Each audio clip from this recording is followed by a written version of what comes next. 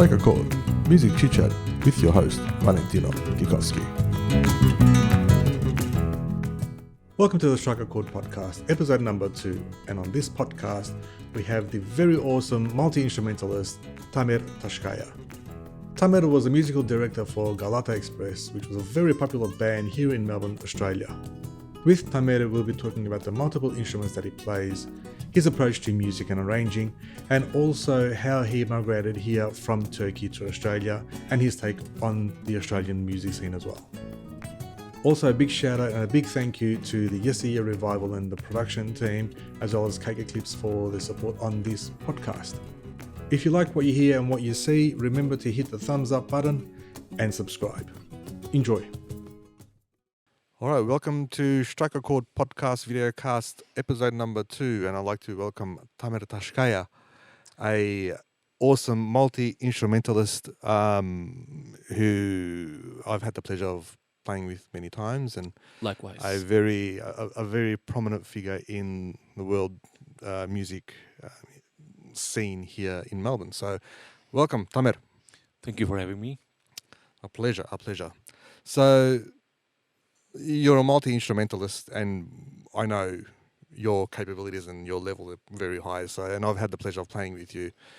And I think the beauty of playing with you is that you tend to play very confidently on all instruments. So, and probably my first question is, how did you come to that? Where did you start? How did you become a musician? I know your background is Turkish, and I know you started playing in Turkey. You want to just give us a bit of a background, Sure. I grew up in a musical family. Okay. We always had some instruments at home. My brother was playing accordion. Sounds familiar. Same with me. I'm not sure if he's still playing. Yeah. And my sister plays guitar and a few traditional instruments and sing. Okay. And then I wanted to play guitar badly when I was teenager, and my family kind of forced me to play traditional instrument rather than guitar. Guitar playing non-Turkish classical music. You wanted to play something More like folk music, like okay. folk. Yeah, it's we have a special instrument called bağlama. The bağlama, yeah. You know that you have one at home. Yes, I do. But the girls wouldn't really interested the guy who play bağlama, so I wanted to play guitar. And because when you're a teenager, you like to rebel a little bit. Yeah. And anyway, I got my guitar and but I always was curious about different stuff, different instruments, and also I think it's a kind of stability problem that I have. I always change. I get bored easily. Yeah. Yeah. I sense that you always, even when we're playing, you like to do things out of the box and not keep it normal, and always, the arrangements that you do are always, out of the box. But sometimes if we do change, and this is what I like about you and your playing, is that if things do change, you jump on it straight away, So I think maybe that's because of your upbringing, maybe. Maybe it did help. Yeah. So how old were you when you came to Australia? I was 27, which is 12 years ago. Okay. Yeah. So prior to that, obviously you were in Turkey and you were a professional musician, right? Yeah, I was a section musician and studio musician also. So I was the story. Basically, it's just I was kind of. I was forced to do my military service. It is mandatory in Turkey. Okay. Yeah. So I couldn't do it. I wouldn't able to do it. So it will be really hard for me emotionally and also personal reasons, morally. Yeah. So everyone's got their own reasons. So, yeah. Of course. So I just I thought Australia would be really far away, so I came to Australia. You can't get any further than that. On the other side, right on the other side of the globe. I was already kind of familiar with Europe, so that will be a different experience for me to go to Australia. And also, my plan was just get into Australia and get a passport and get back to Europe. But of course, plans didn't work. That's the same story for many people Yeah, who've come to Australia. They've loved the country and they've stayed. I know yeah, part of the immigrants back in the day, they all thought they were going to go back, and they never ended up going yeah, back. yeah. But so in Istanbul, you played in a lot of bands, and you played a lot of music. Yeah, I think I was lucky compared to other many musicians because I had chance to play with lots of like well-known singers and stuff. Yeah. And so basically I was working like 4 or 5 times per month, plus studio works. Yeah. So I was doing pretty good. And So that was your full-time work. That's what you did, right? Music. yeah, that's it. Yeah, Yeah. yeah. So basically, if I have like 5, 6 gigs per month, Mm-hmm. that will be good. Well, That'll be good. that's what we're all striving for here, right? Yeah.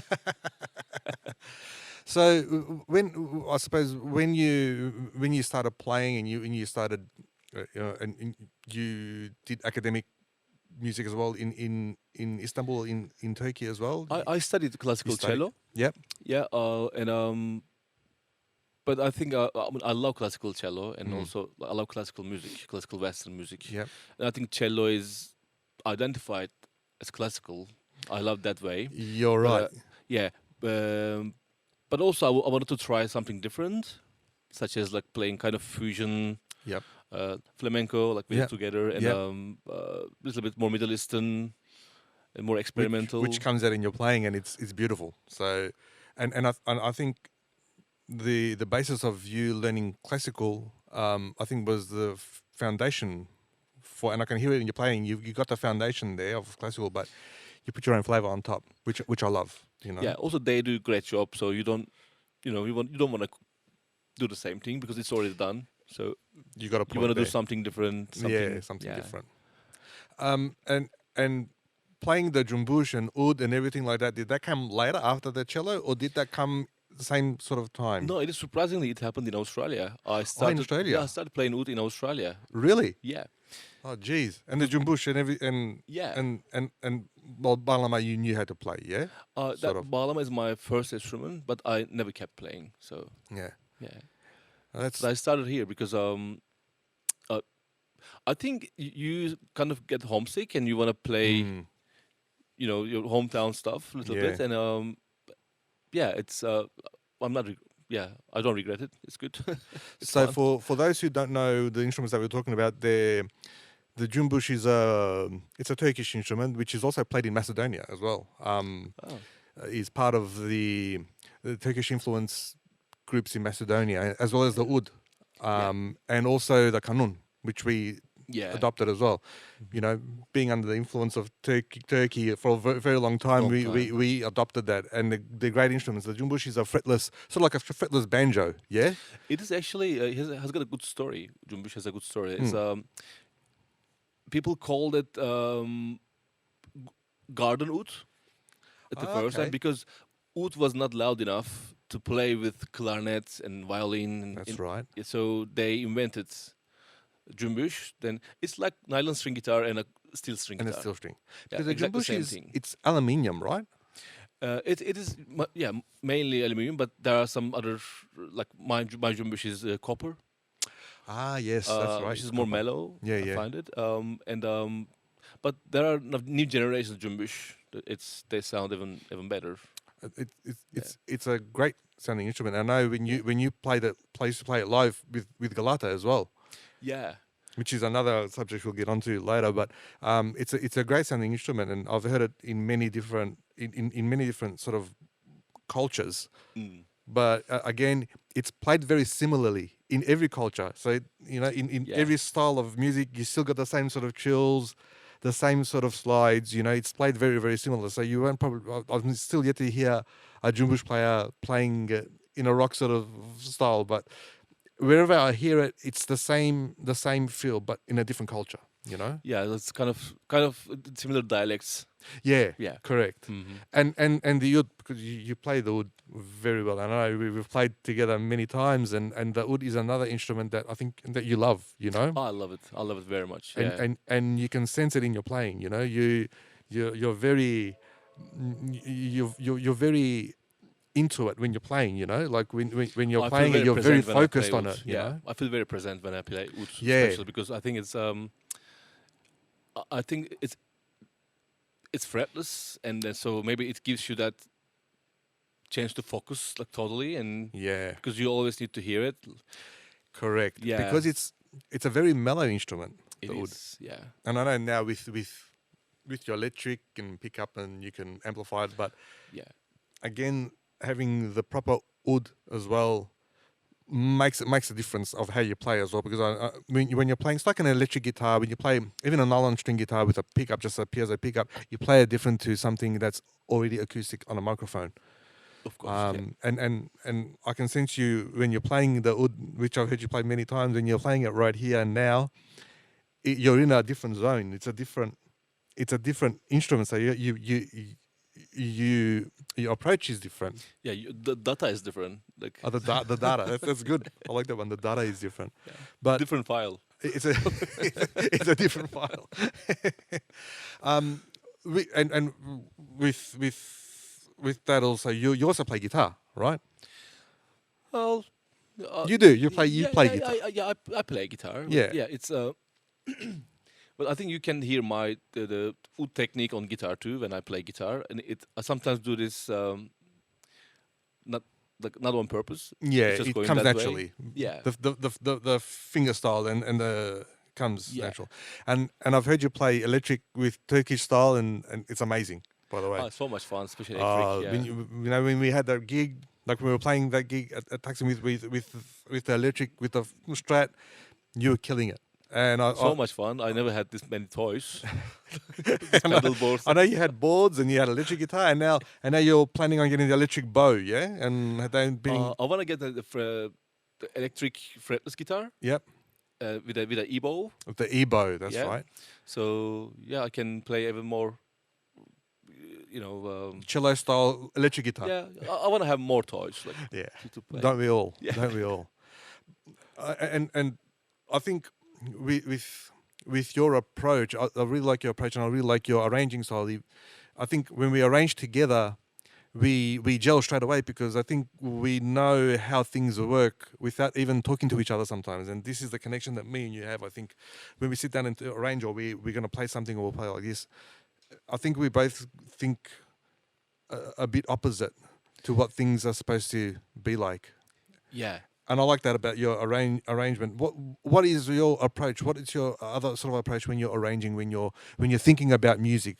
Well, What is the first thing you think about when I want to write a song, or I want to maybe interpret a song differently? What's the first thing that comes into your head? What do you think about first?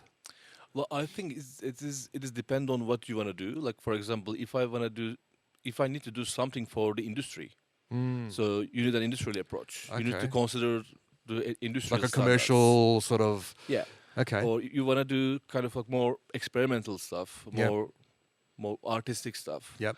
Then you need to address in a different way. Yeah, I get So you. yeah, but generally speaking, I always consider the cultural codes because I believe music is a cultural phenomenon, Yeah. and you cannot really take it out from music. It is No, that's right. it's language and culture. Yeah, but that's the beauty, right? of course. That's the yeah. beauty. Having I think being from a culture that's so rich, and being a culture that you know, music is one of the main things. You know, which is with my background as well. You know, Yeah, of without course. music, like we as kids and even now we can't have not something not playing in the house. All right, so but I think with your background is very similar, where the music is embedded, and sometimes we take it for granted, and we think, oh, you know, I'm not gonna, you know, but I want to play something like this or play something different, you know, and then you lose a bit of the sight of where you've come from and what you've done, you know. So, I think. And I think that's what you're talking about, having that culture still ingrained and it's still coming out in your arrangements and your playing. Yeah. Also, it doesn't have to be your culture. You just need to Okay. have a kind of like a cultural awareness when you play music, yep. even if the music is from, for example, you play Jamaican music. Yep. you can play Jamaican music if you have, enough awareness of Of the Jamaican culture. Yeah, You I can get still ya. like you play flamenco. Yep. You're not Spanish, but you No. have this cultural Yeah, awareness. that's a very good point, Tamer. Very, very good point. And that's, I think, sometimes that you think about if you're embedded so much into a music style, it becomes second nature. You know, what I find sometimes difficult is that if you want to play a different style or you want to go out and do something else, it's hard to get out of that style and play something else sometimes, where you need to really switch off from that culture, I suppose, and play something different. Like if you know, like the other day I grabbed an electric guitar and started playing some heavy metal stuff, and I had to disconnect from all the flamenco, you know. Sometimes it's hard, you know. And if you're a session musician like you were, you need to play a lot of different styles of music. Oh, it's culture shock. You wouldn't believe it. So It's just- so what's that? What's that like? How do you like? Do you just switch off when you need to play something like this or play something like that? I think even if you don't switch off, people switch you off when you're on the stage. Okay, So you kind of have to because you have to. Yeah. like sometimes you having kind of like traditional gig. Yeah. People are slightly more conservative and it's like more formal. Then straight away you're going to a techno club, and there's like electric music going on, and electronic music, and Yeah. it is not healthy, I think, but Mm. but also it's a good exercise mentally because you need to. It's conditioning. It is, yeah. It's conditioning. It is a. I think it is. I will call that kind of ability. You need Yeah. to kind of a muscle memory. You need to And build- versatility. Yeah. So, and I think that comes from also from listening to a lot of different styles of music. Yeah, I think you are the same. You Yes, listen every kind definitely. of music. Do you? Yeah. I grew up listening to everything from jazz to Japanese music. So everything it's like a cocktail when I was growing up. My father was a musician and he would listen to everything, and he sung in like different languages and everything like that. And this is why I'm very familiar with the Turkish music, because even my grandparents used to listen to Turkish music. So, and this is where I can relate to a lot of that style. And coming from the Balkans, we used to listen to everything. Location is very. Location, but even South American things we used to like. My dad used to listen to everything from one end of the globe to the other end, and for him, that was, he didn't see it at that stage as an advantage, but it actually helped him being a musician here. So, and I know where you come from, where you need to be versatile. You need to listen to a lot of things, and sometimes it comes naturally. Sometimes naturally you listen to everything. You know. Yeah, sometimes this identity crisis can cause good things, like like I like that. Turkey is semi-European country. So Yeah. actually, like we grow up like almost like Western teenagers, like Yeah. Led Zeppelin, Pink Floyd, or whatever. Yeah. And so then after 18, averagely, you kind of realizing, hang on, there's something else that I feel close to, and then it could cause kind of identity crisis, but at the same time, it is actually opening your mind, Mm. and you perceiving things You've more turned it into a multi-way. positive. Yeah, Yeah. like everything, Yeah. It's, yeah, You're very optimistic about everything. So you're very positive, and when you find something like that, you turn it into a positive. So it's not as bad as it could be. You know. The good things about the things, nothing is tough enough against time. So today something is you got a good, but point. we don't know what's going to happen tomorrow. Tomorrow. You have an accident. Hope not. Well, hope you wouldn't. But Hopefully, but then you're right. We don't know what's you going have to happen. end up in a hospital. It's bad. It was bad today, but we don't know what if tomorrow is It's going to be worse. earthquake Yeah. and you're not at home and your house is totally destroyed. So was it good or bad? We don't know. Yeah. It's hard. You got It's a point. impossible to know these things, and I personally don't really believe this kind of positive, negative, good, bad kind of dualities. Okay. Yeah, That's interesting. I'm more about like acceptance, accept the moment. Okay. Could be good, bad, doesn't matter. But even that's very good to live by, because your expectations are here. Yeah, just So now. your expectations are acceptance. So whatever it is, accept it and get on with it. You know. Yeah, don't try to have fight with that. It's gonna Yeah. change. When I say no, it's gone already. And that's a good segue about acceptance and accepting and everything like that. And I'm going to ask you now about Galata, because Galata was a big band, It was so much fun. Yeah. and you actually you were the driving force behind that as well. Like you were the person doing I was everything. a musical director. Yep. My friend Volkan was managing the band. Yep. To be honest with you, I wouldn't be able to do What without Volkan did. Volkan. Yeah. Because I'm really bad at managing things. Yes. Yeah. Same here. No, you're not. Uh, Yeah, so it was actually it started in my backyard. My friend Basil, Volkan, and we were just having random jams, and then Volkan came up with this brilliant idea. Why don't we play some kind of fun music? Have a band, and we will play around, and people will come, friends will come, we'll grab drinks and have fun. It sounded really good, we didn't realize there was a need. the market. Yeah, we even didn't think about it. Yeah. Then many concerts, many gigs, it was just they were sold out online. Yeah, I know. Yeah, so then we realized, hang on, actually, yeah, there's a need and we can address, and so we worked on it. It took 3 years to To get it up to the point, up to the peak, like I think the peak point was end of second year. Okay. And so I think 3 years is good amount of time for a band, Okay. because I get really bored afterwards. Some people will disagree. Some people are in the same band for years and years and years and years. But as you said, 3 years is for you. That's your, that's your expectation, maybe. Yeah, yeah, definitely. Yeah, it's. I mean, that will be good to have like 3 years. I think it's a reasonable amount of time to see where it goes, and also I think people are getting kind of emotional connection with the stuff they do, like the band they have.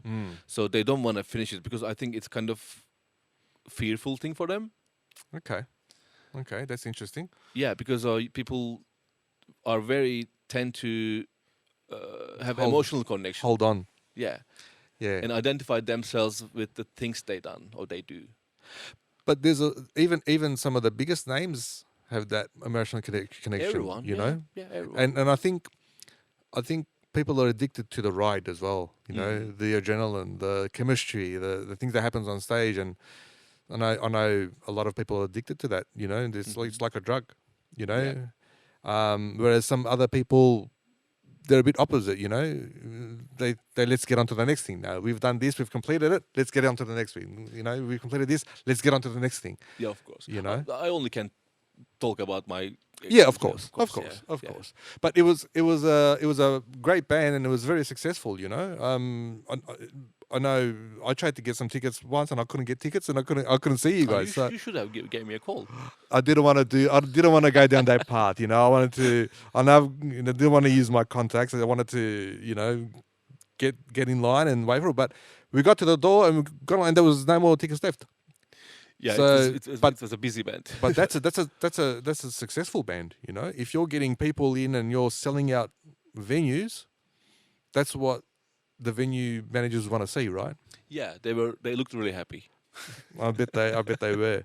Now in Galata, you had there was obviously yourself, and you played guitar, jumbush as well. I was singing, And you were singing? So my friend Volkan played kanun and flute, And flute, that's right. and my friend Basil played trumpet, and Glenn Jacobi was on trombone Yep. and tuba, Yep.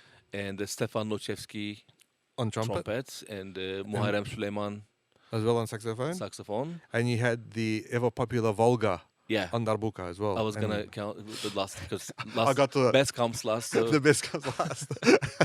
yeah, Our very good friend Volga. Tuja, yeah. Yeah. So it was But on it was- practice. And Roscoe also. And Roscoe as well. That's Yeah, right. And Roscoe was Roscoe. playing drum and kick He was- beautifully. And the side drum. He was doing the Yeah, side drum. and also he had this kick drum. Yeah. He had a really interesting setup. So yeah, I loved playing with Roscoe too. Yeah.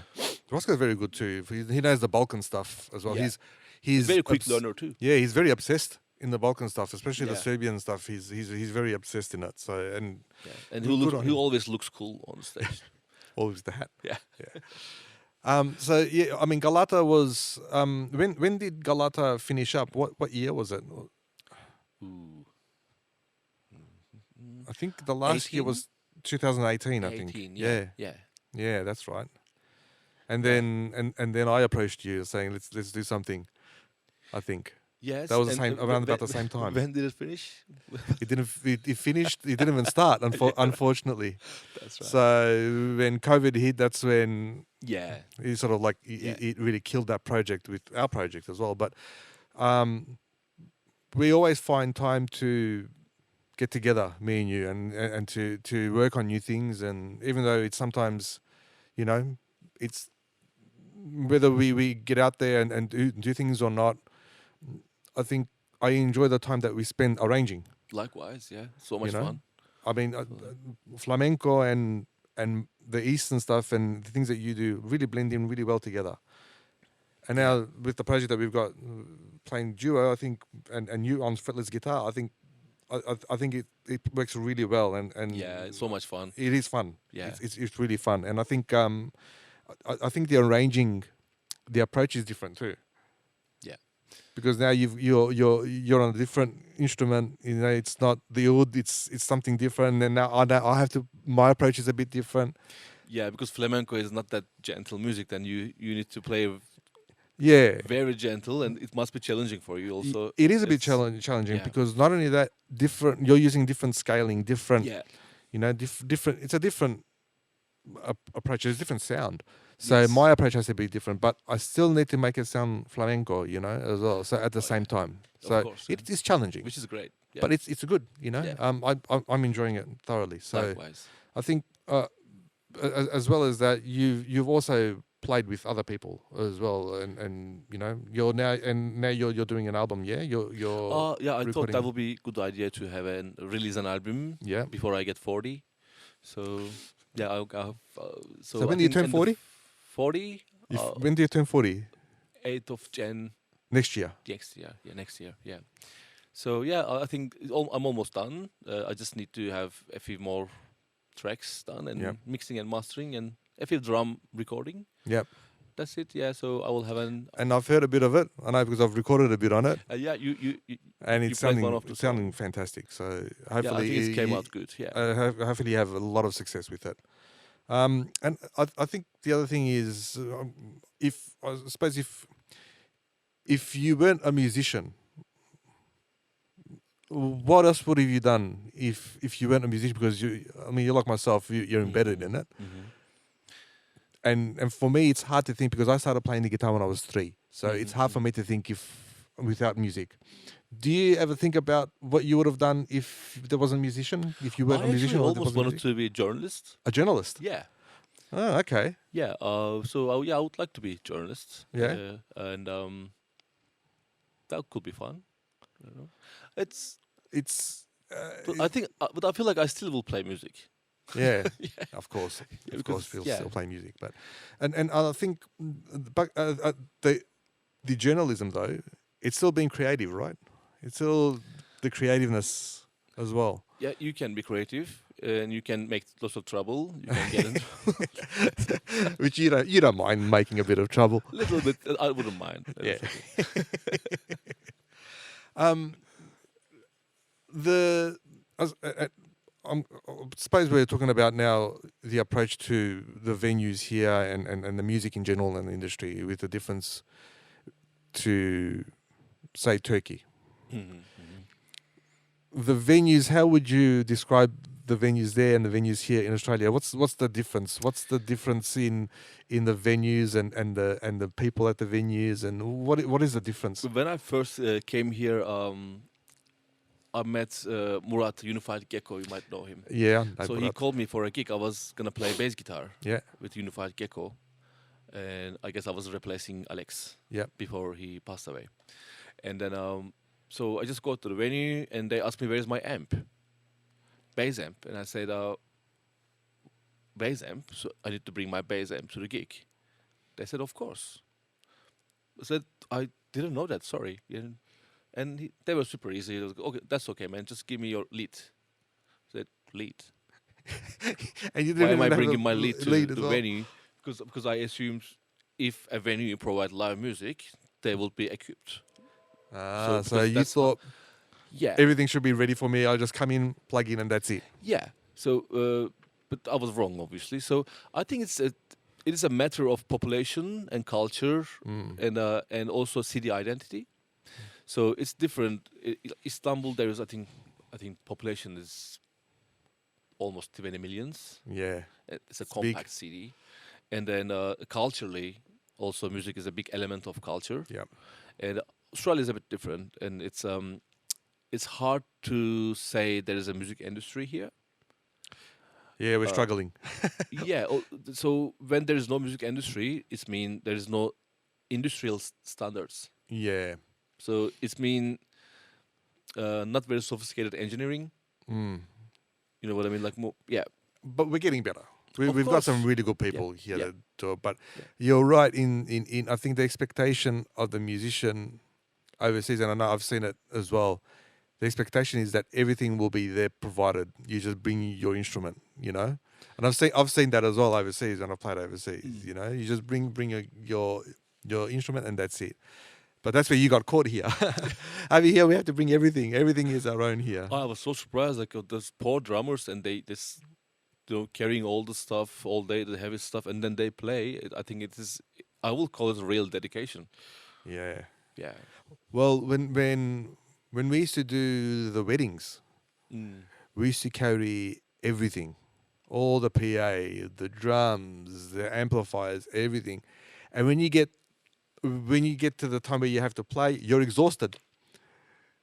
That's what I mean, right? You know? Especially if you're a drummer. Yeah, It's like, if you're a drummer or you're carrying speakers and everything and PAs and you're setting up, you're doing sound checks and stuff like that on your own, and Big you're show.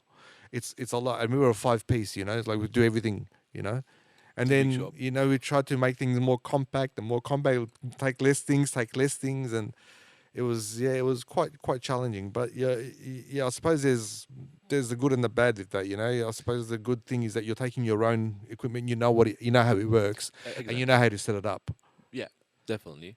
But you need to lug it around. You need a car, you need the big car to put everything in, and you know.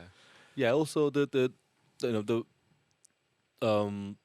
we don't have that many safety procedure in terms of venue, Yeah. and so it makes things A better bit- for the society, but really pain in the bum for For the musician. for musicians. Yeah. It's but yeah, I think it's more comfortable in Turkey, in Istanbul, Yeah. because it's a kind of like settled system. It's well seated. Yeah. Yeah. And look, I know a lot of the big Turkish orchestras, they're paid really well as well. You know, they do it for a living. You know, the ones that Yeah, I just lived by. just buy music. Yeah. Yeah, and some of them are really big musicians, and there's a lot of respect there. You know, to have that, like the orchestras on the TV, you know, like the TRT, you know, the main violinist, when you see, you know, he's there, you know, it's like everyone's looking at him, and there's a lot of respect there, you know, in those big orchestras as well. Yeah, I came here in 2010, and I remember my friend Gökşin, he bought his house just to play violin. That's all. Jeez. Yeah. I don't know how is it now. Obviously, It's Turkish different economy is now. not doing great. I know, and after the COVID psychopaths, and took all the that power, yeah. crap, so I know it's not the best, and I've heard in Turkey a lot of musicians. Oh yeah, I think during the COVID, Yeah, only in Istanbul, I think around 100 musicians committed suicide that's because there is big. no government support, and yeah, And see, these are, everything has, like you were saying before, yeah. you don't know what's going to happen tomorrow, right? Yeah. Yeah, and I think the musician, and I can speak. I'm speaking for myself. It's very unpredictable. Well, the industry is very unpredictable. But as a musician, we still have that passion where we think we're still going to make it. We're still going to play music. We're still going to do it. You know, even though You have to. you have to. Yeah. And I think we still do it because when it's no longer a passion, it's an obsession. you Yeah. know. And without it, it's like oxygen. We won't be able to live, to live. So, and I think we're still anticipating something big will happen. We're thinking, oh, maybe we'll get that big gig, or we'll get a big gig, or we'll, that recording's gonna happen. That album will give us the exposure, or give me the exposure, or we still keep on doing things. But it's at that point, I think, now where everything is easier, but everything is harder as well. Like, it's easier to record, it's easier to, to have the ability to get all these instruments that you haven't had in the past, that you're trying for once upon a time. Everything is in your room now, everything is there, and you've got access to everything that's, online and YouTube and all of that. But it gets harder as well, because then now everyone's there in that same bucket. So now, how do you define yourself? How do you separate yourself from everyone? And the marketing is the one word Another thing, yeah. yeah, that gives me anxiety, right? It reminds me the people who those always say they can't leave a city without beach, but they never go to beach. Yeah, that's right. Yeah, because the beach is there, they know. So Yeah.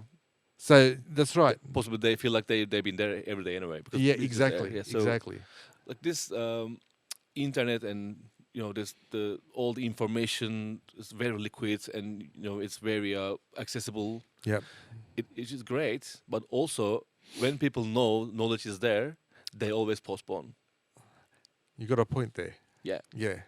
Because it's always there. It's right there. Oh, I don't have to do it today. I'll do it tomorrow, or whatever. Yeah, because it's there. Yeah, it's there. They don't have to go to library and borrow the book. No, that's right. Like, It's their pocket.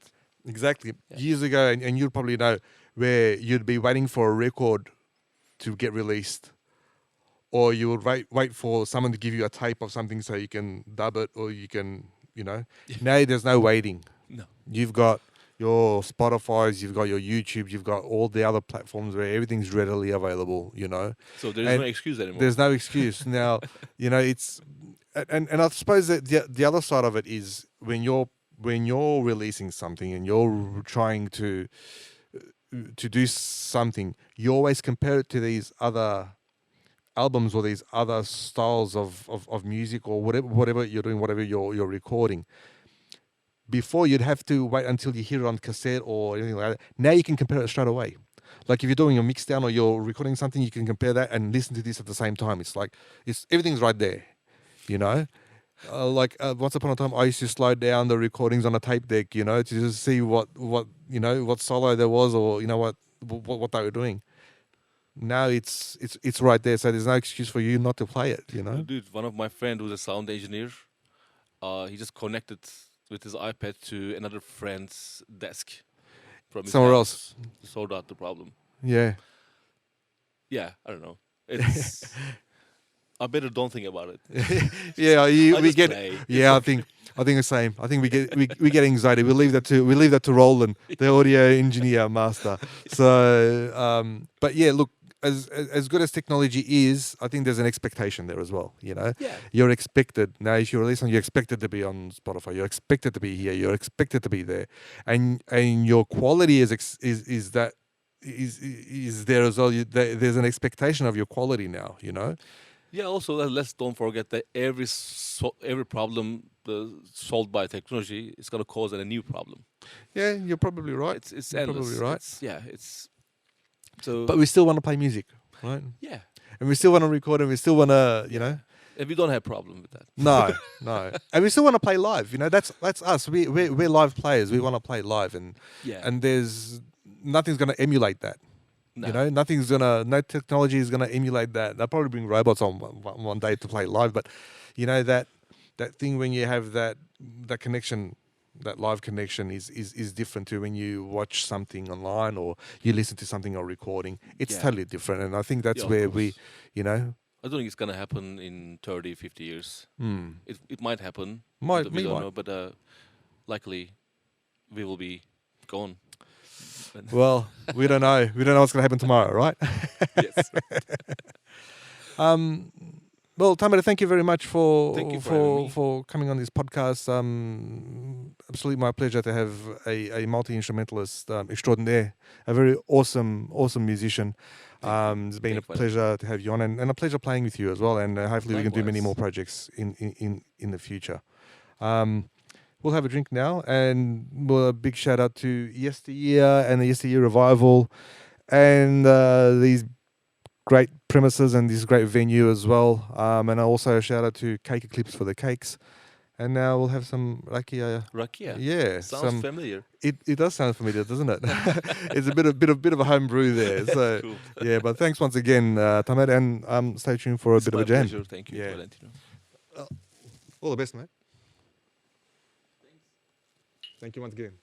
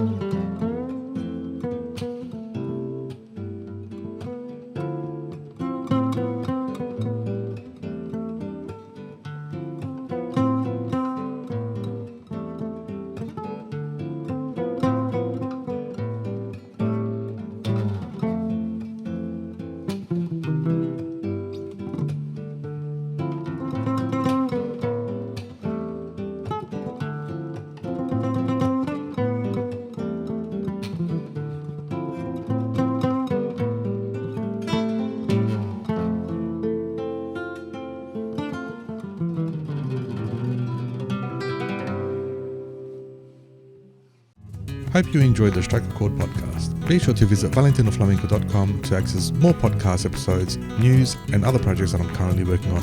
Thanks for listening and watching.